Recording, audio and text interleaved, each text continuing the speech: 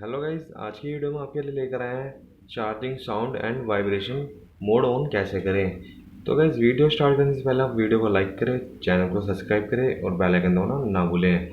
तो guys start करते हैं। तो गाइस सबसे पहले आप स्वाइप करें। स्वाइप करने के बाद गाइस आपको सेटिंग का ऑप्शन आ रहा है, सेटिंग के ऑप्शन पे क्लिक करें। सेटिंग के ऑप्शन पे क्लिक करने के बाद गाइस आपको साउंड्स पे जाना है। साउंड्स ये रहा, साउंड्स पे क्लिक करें। साउंड्स पे क्लिक करने के बाद गाइस आपको ऊपर ऊपर करें।